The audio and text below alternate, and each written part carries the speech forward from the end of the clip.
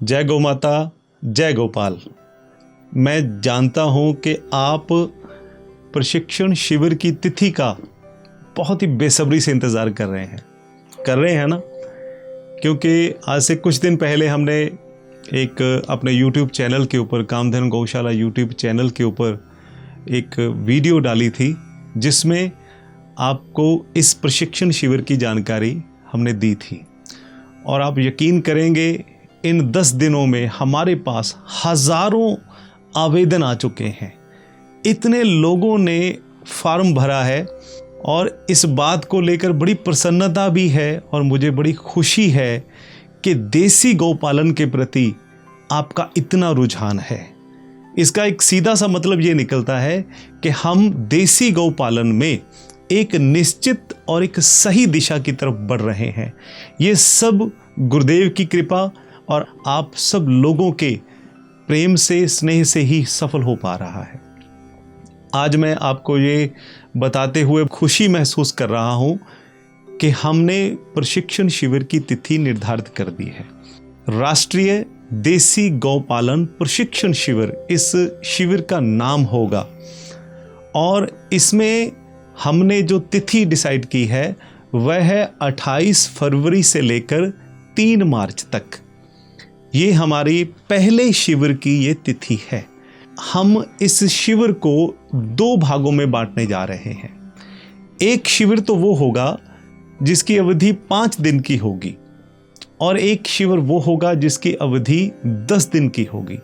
2 तरह के शिविर होंगे, कभी 10 दिन वाला होगा, कभी 5 दिन वाला होगा।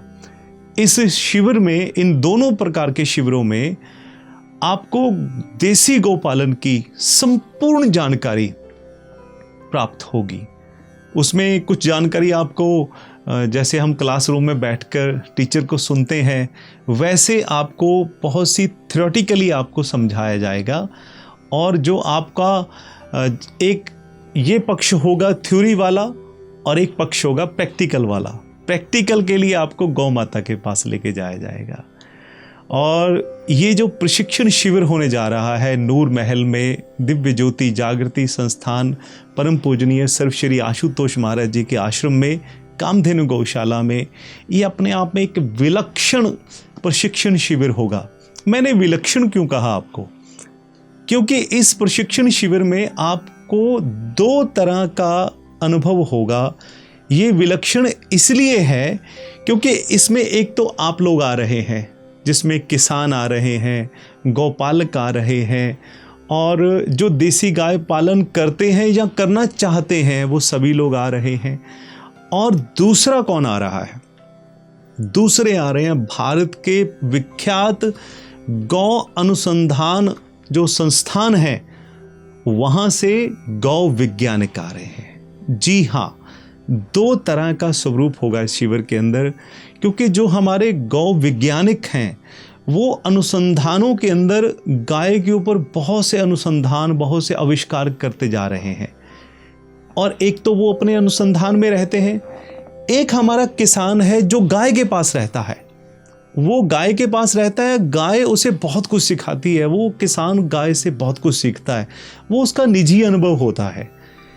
लेकिन बहुत कम होता है ये कि दोनों ही लोग, किसान और वैज्ञानिक, एक प्लेटफॉर्म पे इकट्ठे हों और अपनी जानकारी का आदान प्रदान करें।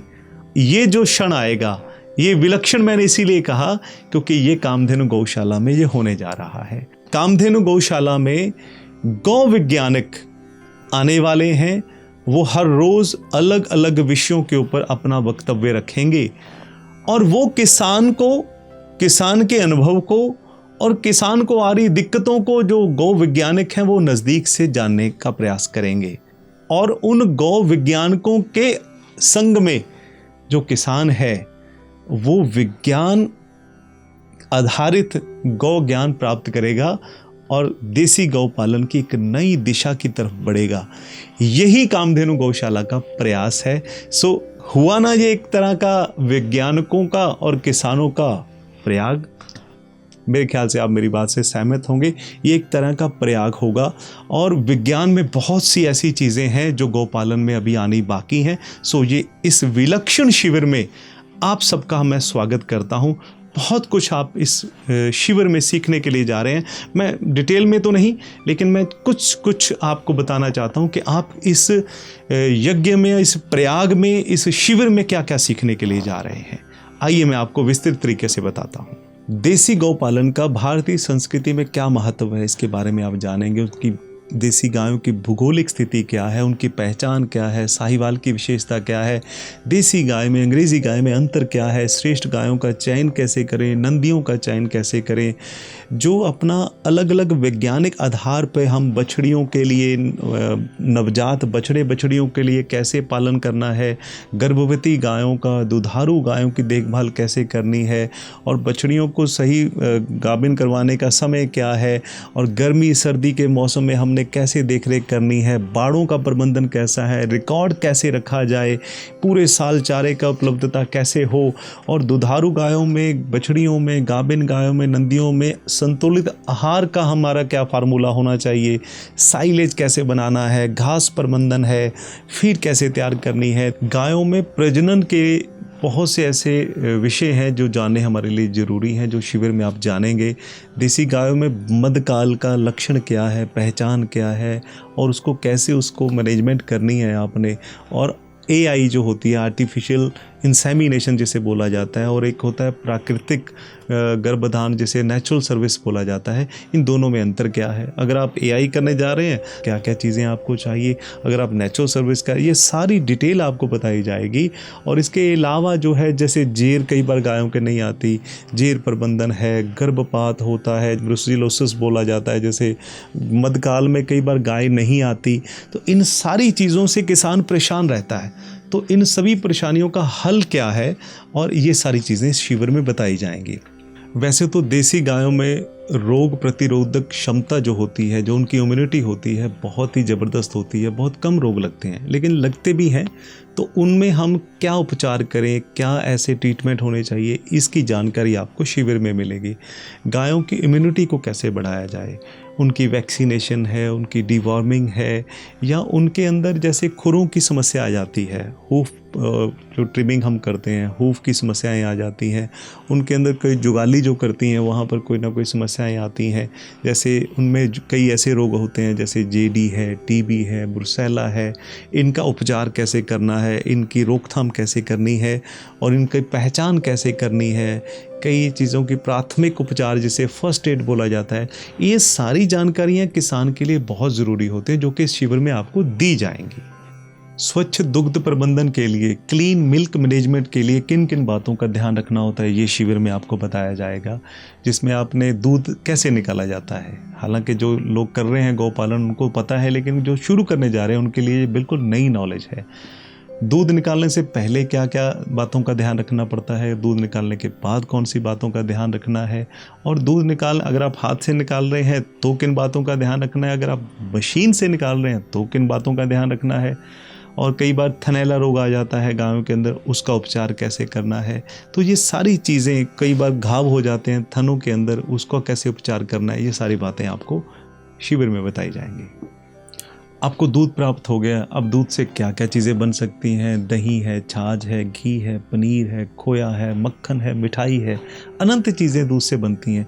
इन सब का प्रशिक्षण यहाँ मिलेगा कि क्या क्या चीज़ कैसे कैसे बनानी है, और दूध से क्रीम कैसे निकाली जाती है। ये सारी बातें आपको बताई जाएंगी। और इसके अलावा एक आपको सिखाया जाएगा पंचगव्य के ऊपर। जी हाँ, पंचगव्य पारंपरिक विज्ञान का संग्रह है। ये पंचगव्य के साथ जुड़ी सभी बातों का प्रकाश आपको शिविर में डाला जाएगा।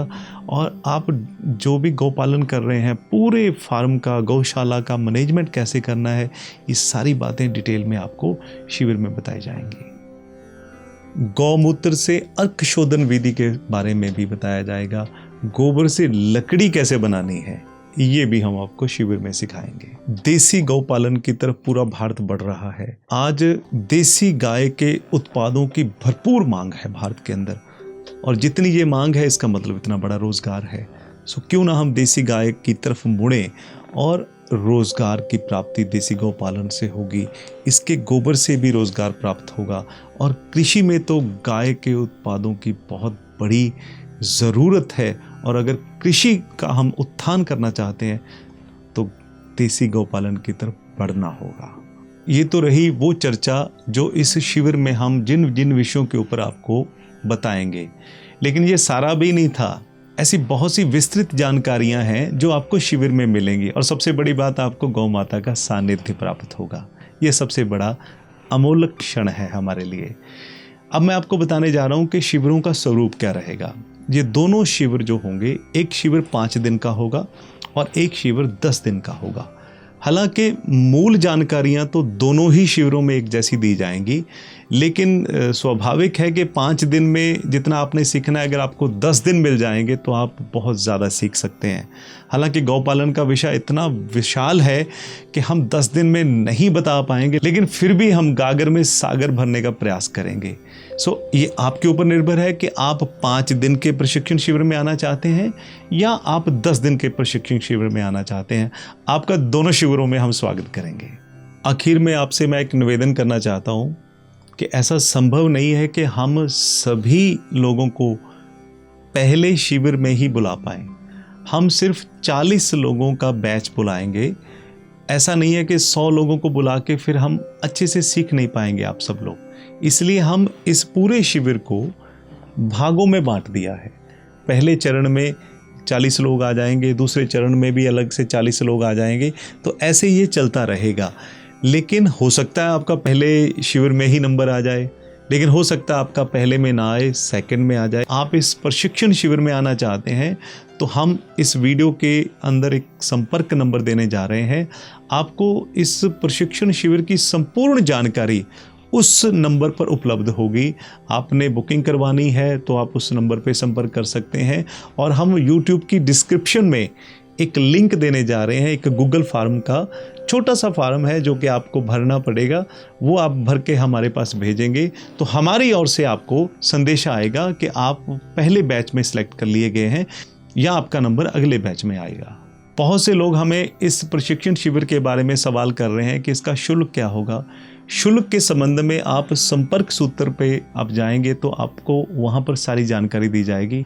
मैं आपको ये बताना चाहता हूँ कि इस प्रशिक्षण शिविर के बाद हम आपको इस प्रशिक्षण के साथ संबंधित सर्टिफिकेट भी इशू करेंगे, क्योंकि इस प्रशिक्षण शिविर में, इस ट्रेनिंग प्रोग्राम के अंदर NDRI करनाल से, NBGR करनाल से और गढ़वासू लुधियाना पंजाब की यूनिवर्सिटी से विख्यात वैज्ञानिक साइंटिस्ट आ रहे हैं, जिनसे हमें बहुत वैज्ञानिक लाभ भी प्राप्त होने जा रहा है।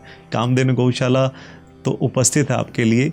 इस पूरे प्रशिक्षण शिविर का हम सर्टिफिकेट भी आपको देंगे। मैं आपको यही कहना चाहता हूँ, कौन कौन आ रहा है हमारे पास? जी हाँ, हम आपका इंतज़ार कर रहे हैं और आप आइए। अगर पहला बैच में नहीं तो दूसरे बैच में, लेकिन हमें आपका इंतज़ार रहेगा। देसी गौ माता के इस प्रशिक्षण शिविर में आपका स्वागत है। जय गौ माता, जय गोपाल, धन्यवाद।